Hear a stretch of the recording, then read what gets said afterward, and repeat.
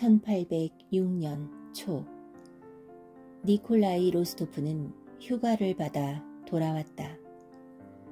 제니소프도 보로네시의 집으로 떠나게 되어 로스토프는 모스크바까지 같이 가서 자기 집에 머물도록 그를 설득했다. 종착역 바로 전역에서 동료를 만난 제니소프는 그와 술을 3병이나 마시고 역마가 끄는 썰매 바닥에 너부러져서는 길이 울퉁불퉁한데도 모스크바에 도착할 때까지 로스토프 옆에서 한 번도 깨지 않았다. 로스토프는 모스크바가 가까울수록 더욱 초조해졌다. 곧 도착하나? 다 온 건가? 오, 이 지긋지긋한 길, 상점, 빵, 가로등, 상마차. 로스토프가 이런 생각을 하는 사이 어느새 그들은 검문소에서 휴가증을 등록하고 모스크바로 들어섰다. 제니소프, 다 왔어. 여전히 자는군. 그는 몸 전체를 앞으로 숙이며 말했다. 마치 이런 자세로 썰매의 움직임에 속도를 더하려는 듯했다. 저곳은 상마차 마부 자하르가 마차를 세워두던 교차로 모퉁이잖아. 저기 저 사람은 자하르고 말도 그대로네. 저기 프리아니크를 팔던 상점이 있어. 이제 다 왔나? 자, 어서 가지. 어느 집이죠? 마부가 물었다. 저기 끝에 있는 큰 집이야. 저 집이 설마 보이지 않는단 말인가? 저게 우리 집이야. 아, 정말로 저게 우리 집이라니.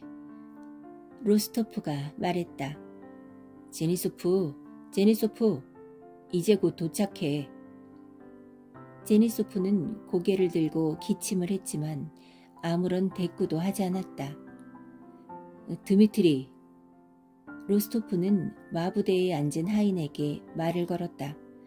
저게 정말 우리 집 불빛인가? 맞습니다. 아버님 서재에서도 불빛이 비치는군요. 다들 아직 잠자리에 들지 않았나? 어이, 자네 생각은 어때? 로스토프는 가짜란 코수염을 만지작거리며 덧붙였다. 알았지? 잊지 마. 즉시 나에게 새 벤게르카를 꺼내줘야 해.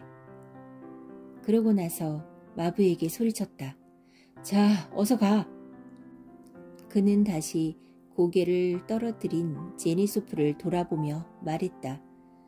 일어나, 바샤.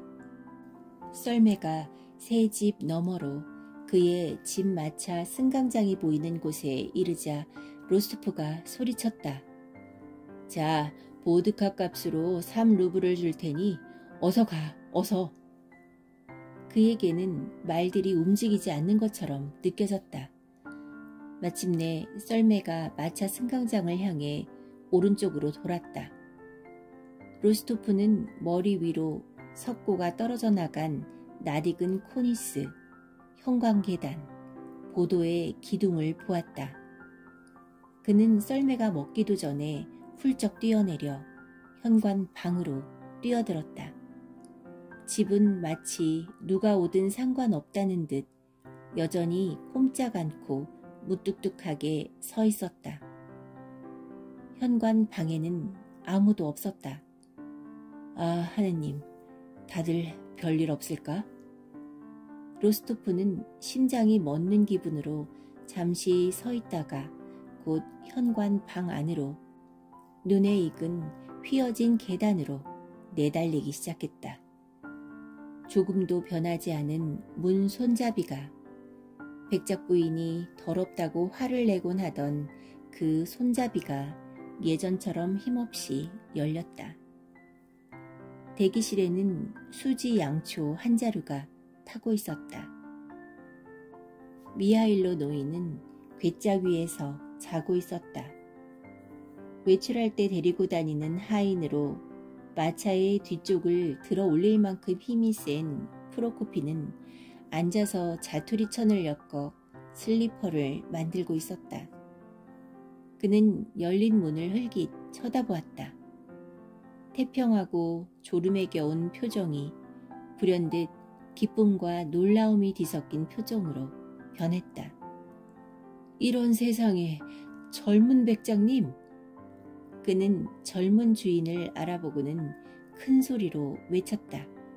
이게 어찌된 일입니까, 백장님? 프로코피는 흥분으로 떨면서 응접실 문으로 달려갔다. 아마도 그가 온 것을 알리기 위해서인 듯했다. 그러나 생각을 바꾸었는지 뒤돌아와 젊은 주인의 어깨를 덥석 껴안았다. 다들 건강하신가? 로스토프는 팔을 빼며 물었다. 덕분에요. 덕분에 모두 건강하십니다. 다들 지금 막 식사를 끝내셨습니다. 제게 얼굴을 좀 보여주십시오, 백작가카. 아무 일 없어? 덕분에요. 덕분에요. 제니소프에 대해 깡그리 잊은 로스토프는 누구도 자신이 온 것을 미리 알리게 만들고 싶지 않아 외투를 벗고는 어둑어둑한 큰 홀로 뒤꿈치를 든 채 달려갔다. 모든 것이 예전 그대로였다.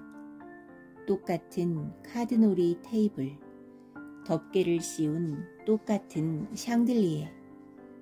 그러나 누군가가 벌써 젊은 주인을 본 듯 그가 미처 응접실에 이르기도 전에 옆문에서 무언가가 폭풍처럼 맹렬하게 달려나와 그를 안고 입을 맞추었다. 다른 문에서 또 다른 문에서 다른 존재가, 그리고 똑같아 보이는 또 다른 존재가 뛰쳐나왔다. 잇따른 포옹, 잇따른 입맞춤, 잇따른 외침과 기쁨의 눈물. 그는 누가 아빠인지, 아빠가 어디 있는지, 누가 나타샤고 누가 페차인지 구분할 수 없었다. 모두가 한꺼번에 그에게 환호하고 말하고 입을 맞추었다. 그들 가운데 오직 어머니만 없었다. 그는 그것을 알아차렸다. 그런데도 나는 몰랐어. 니콜루시카, 내 친구 콜야. 여기 우리 애 달라졌네. 아니야, 양초, 차를 가져와. 자, 입을 맞춰줘. 얘야, 나도. 소냐, 나타샤, 페차, 안나 미하일로브나, 베라, 노 백작이 그를 끌어안았다. 하인들과 하녀들도 방을 가득 메운 채 말을 건네며 탄성을 질렀다. 페차가 그의 다리에 매달렸다. 나도! 페차가 외쳤다. 나타샤는 로스토프를 끌어당겨 얼굴에 온통 입맞춤을 퍼붓고는 활짝 뛰어 물러났다. 그러더니 그의 벤게르카 앞깃을 잡고 한자리에서 염소처럼 깡충깡충 뛰며 날카로운 소리로 환호성을 질렀다.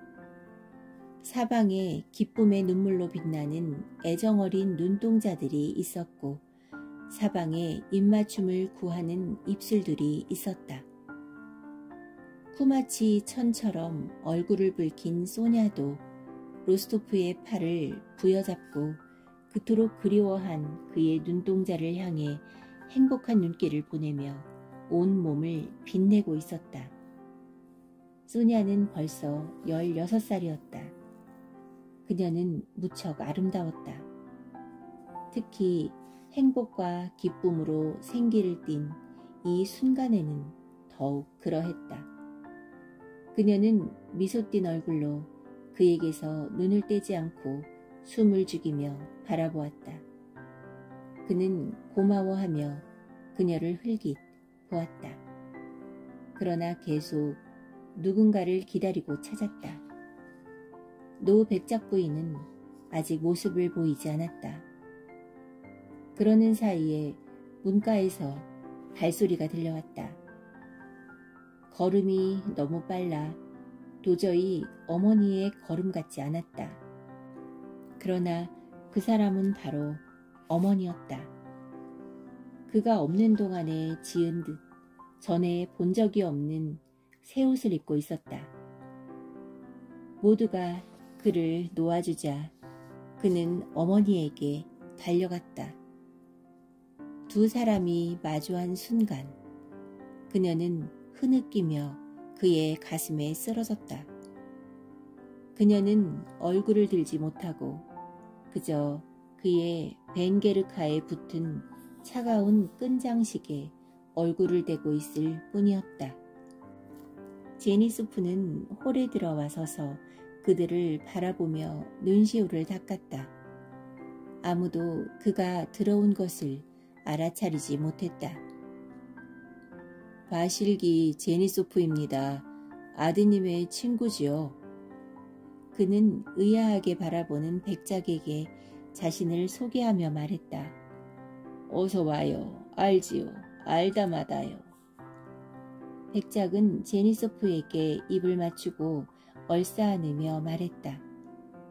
니콜 루시카가 편지에 썼답니다. 나타샤, 베라, 이분이 바로 제니소프란다. 하나같이 행복과 기쁨에 겨운 얼굴들이 머리털이 덥수룩하고 콧수염이 거뭇한 제니소프의 작달막한 체구를 돌아보고 그를 애워쌌다. 아, 제니소프! 나타샤는 기뻐서 어쩔 줄 모르며 높고 가느다란 목소리로 외치더니 그에게 달려가 끌어안고 입을 맞추었다. 모두 나타샤의 행동에 당황했다. 제니소프도 얼굴을 붉혔지만 빙그레 웃으며 나타샤의 손을 잡고 입을 맞추었다. 제니소프는 그를 위해 준비된 방으로 안내되었고 로스토프가 사람들은 모두 소파가 있는 방으로 가서 니콜루시카 주위에 모였다. 노백작 부인은 그의 손을 놓지 않고 끊임없이 입을 맞추며 옆에 나란히 앉아 있었다. 나머지 사람들은 주변에 모여 그의 몸짓과 말과 눈길을 하나도 놓치지 않았으며 그에게서 기쁨과 사랑이 넘치는 시선을 한시도 떼지 않았다. 남동생과 누이들은 그와 가장 가까운 자리를 서로 차지하려고 말다툼을 벌였으며 누가 그에게 차와 손수건과 파이프를 가져다 줄지를 두고 싸웠다. 로스토프는 가족들이 보여준 사랑에 무척 행복했다. 그러나 만남의 첫 순간이 몹시도 행복했기에 지금의 행복은 불충분하게 느껴졌다. 그는 계속 또 다른 무언가를 기다렸다.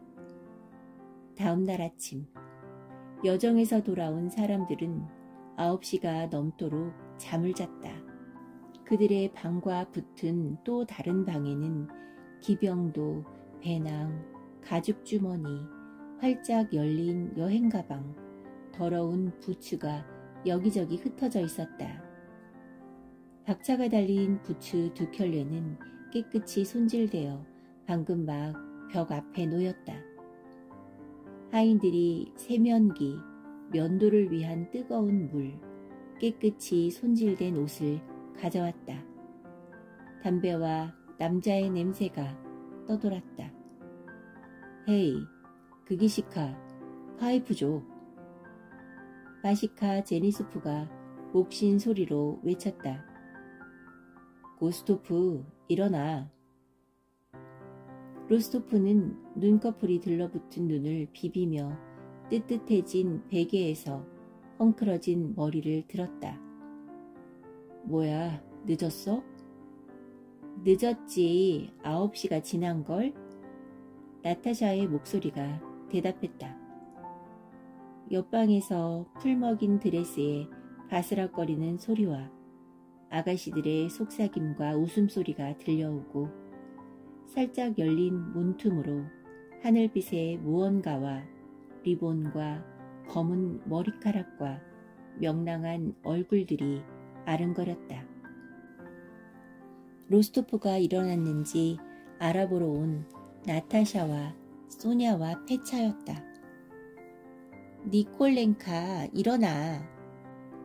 문가에서 다시 나타샤의 목소리가 들렸다. 당장.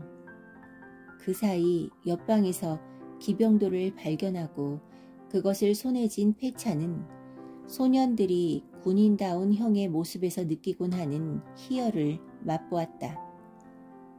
누나들이 옷을 걸치지 않은 사내들을 보는 것은 경우에 어긋난다는 사실을 잊고서 그는 문을 활짝 열었다.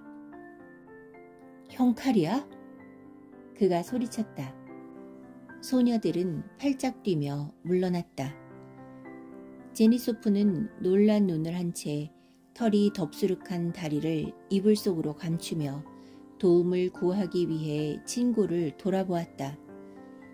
문은 페차를 들여보내고 다시 닫혔다. 문 뒤에서 웃음소리가 들렸다. 니콜렌카, 할라트를 걸치고 나와. 나타샤의 목소리가 말했다. 이거 형 칼이야? 페차가 물었다. 아니면 당신 건가요? 그는 코수염이 검게 자란 제니소프에게 아부와 존경이 뒤섞인 태도로 말을 걸었다. 로스토프는 부랴부랴 신을 신고 할레트를 걸치고는 밖으로 나갔다. 나타샤가 박차 달린 부츠를 한 짝 신고 다른 한 짝에 발을 쑤셔넣고 있었다. 로스토프가 나왔을 때 소냐는 빙빙 돌다가 드레스 자락을 부풀려 막 앉으려는 참이었다. 두 사람은 새로 지은 똑같은 하늘색 드레스를 입고 있었다. 뺨에 홍조가 어린 생기발랄하고 명랑한 모습이었다.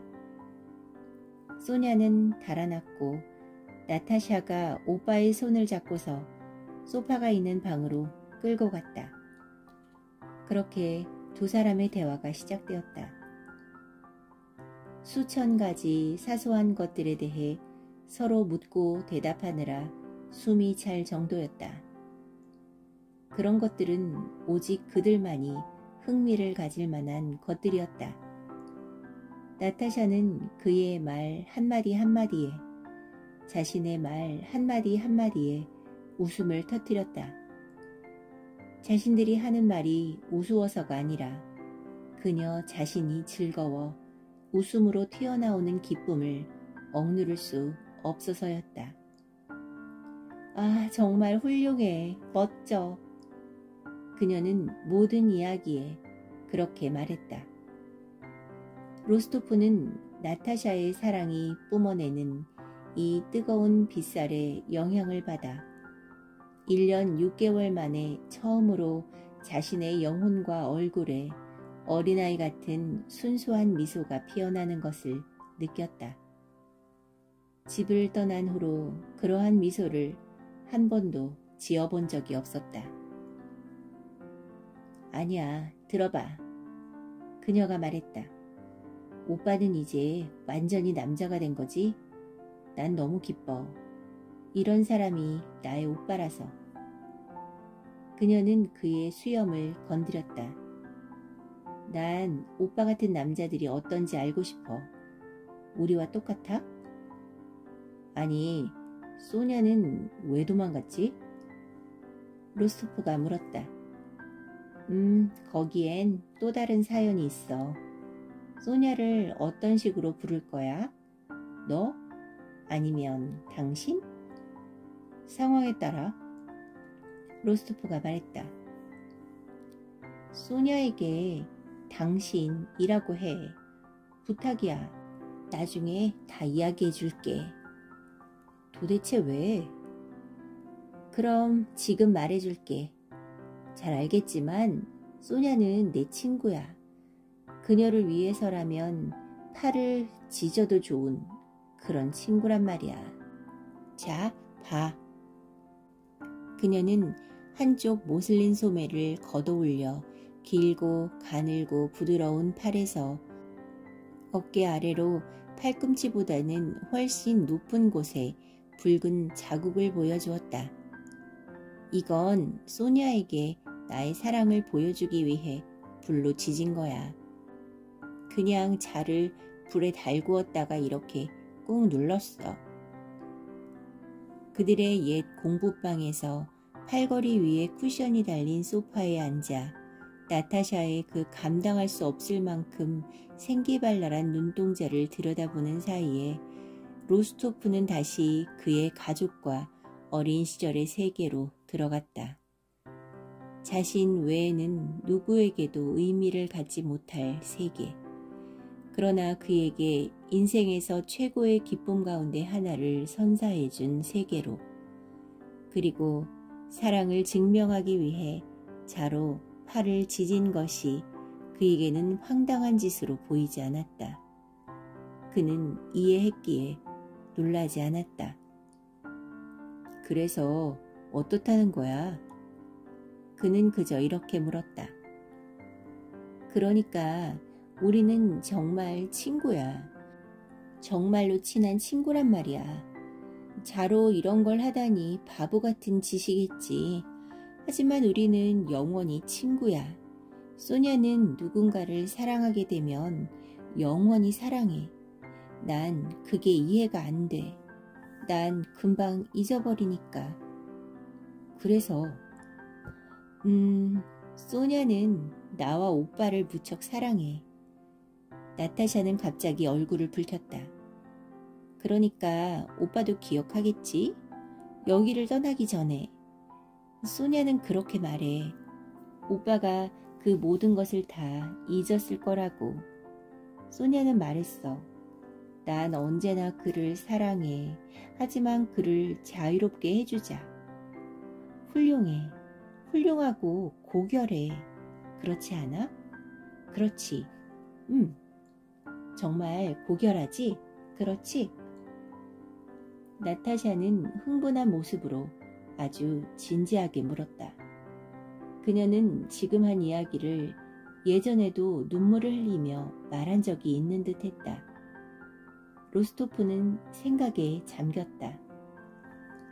난 내가 한 말은 어떤 것도 번복하지 않아. 그는 말했다. 게다가 소냐는 너무나 아름다워. 도대체 어떤 멍청이가 자신의 행복을 버리려고 하겠니? 아니야. 나타샤가 외쳤다. 우리는 벌써 그 문제에 대해 이야기를 나누었어. 우리는 오빠가 그렇게 말할 줄 알았어. 하지만 그러면 안 돼. 오빠도 이해하겠지만 만약 오빠가 그렇게 말하면 그러니까 자신을 언약에 얽매인 몸으로 여기면 소냐가 마치 일부러 그런 말을 한 것처럼 되잖아. 어쨌든 오빠는 억지로 소냐와 결혼하려 할 테고 그렇게 되면 완전히 다른 결과를 낳게 되겠지. 로스토프는 그들이 이 모든 것에 대해 충분히 생각했다는 것을 알았다. 어제 그는 소냐의 아름다움에 충격을 받았다. 오늘 잠깐 만났을 때 그녀는 더욱 아름다워 보였다. 그녀는 16살의 매력적인 소녀였고 분명 그를 열정적으로 사랑하고 있었다. 그는 이 점을 단 한순간도 의심하지 않았다. 그가 그녀를 사랑해서는 안 되고 결혼해서도 안 될 이유가 도대체 뭐란 말인가? 로스토프는 생각했다. 그러나 지금은 아니었다. 지금은 다른 즐거움과 해야 할 일들이 아주 많다. 그래, 두 사람이 이 문제에 대해 정말 좋은 생각을 해냈군. 난 자유로운 몸으로 남아야 해. 그는 생각했다. 그래, 아주 훌륭하구나. 그는 말했다. 나중에 다시 이야기하자. 아, 너를 보게 되어 얼마나 기쁜지. 그는 이렇게 덧붙였다. 그런데 넌 어때? 보리스를 배신하지는 않았겠지? 오빠가 물었다. 바보 같은 소리. 나타샤가 깔깔거리며 소리쳤다. 그 사람에 대해서도 그 누구에 대해서도 생각하지 않아. 알고 싶지도 않고. 그럴 수가. 어째서 그렇게 된 거지? 나 말이야? 나타샤가 되물었다. 얼굴이 행복한 미소로 환하게 빛났다. 뒤포르를 본 적 있어? 아니? 그 유명한 발레 무용수 뒤포르를 본 적이 없단 말이야? 그럼 오빠는 이해를 못하겠구나. 난 이런 사람이야. 나타샤는 마치 춤이라도 추듯 두 팔을 둥글게 만들어 드레스 자락을 잡더니 몇 걸음 뛰어가다가 돌아서서 앙트르샤를 하고 발과 발을 맞부딪히고는 발가락을 세우고 서서 몇 걸음 더 걸었다. 내가 선 게 보여? 자, 봐. 그녀가 말했다. 그러나 발끝으로 몸을 지탱할 수 없었다. 바로 이런 게 내 모습이야. 난 절대 누구와도 결혼하지 않겠어. 난 발레리나가 될 거야. 하지만 아무에게도 말하지 마. 로스토프는 제니소프가 방에서 질투를 느낄 만큼 큰 소리로 유쾌하게 웃어댔다.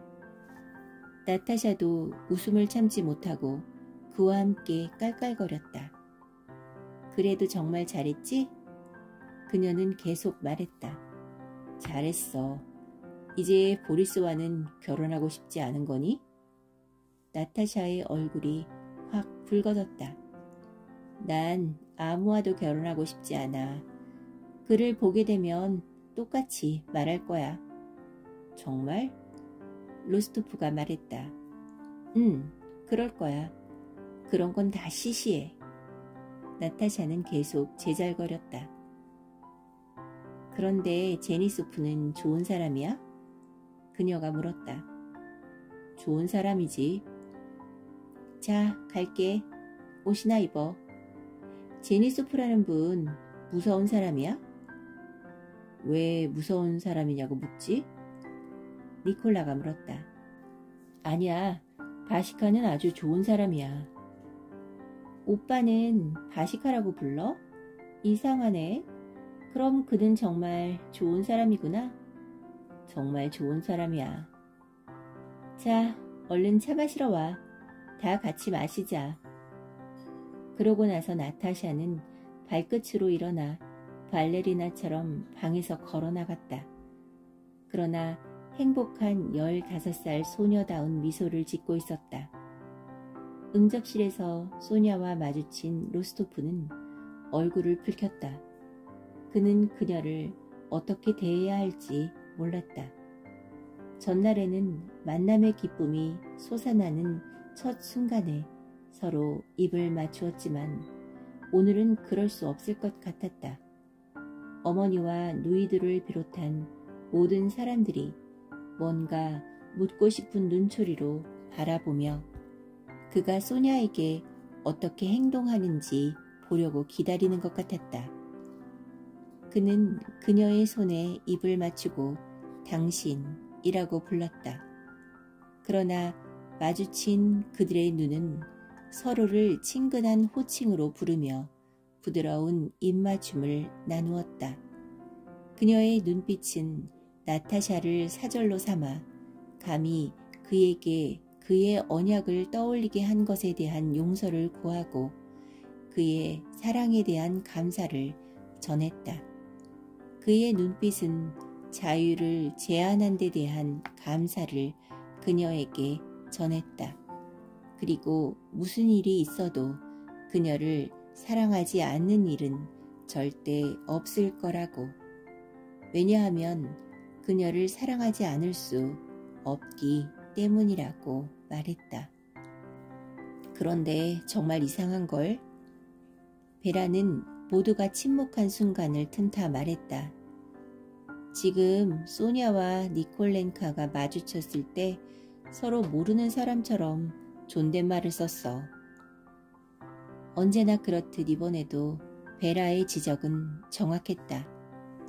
하지만 대개 그렇듯 그녀의 지적은 모두를 거북하게 만들었다. 소냐와 니콜라이와 나타샤뿐 아니라 또 백작 부인도 소녀처럼 얼굴을 붉혔다. 그녀는 소냐를 향한 아들의 이런 사랑을 두려워하고 있었다. 아들이 좋은 배필을 맞이하는데 소냐가 걸림돌이 될 수 있었기 때문이다. 제니소프가 전장에서와 똑같이 새 군복을 입고 머리에 포마드를 바르고 향수까지 뿌린 멋쟁이가 되어 응접실로 들어와 귀 부인들에게 몹시도 친절하게 구는 것을 보고 로스토프는 깜짝 놀랐다. 그에게서 그런 모습을 보리라고는 생각도 못했던 것이다.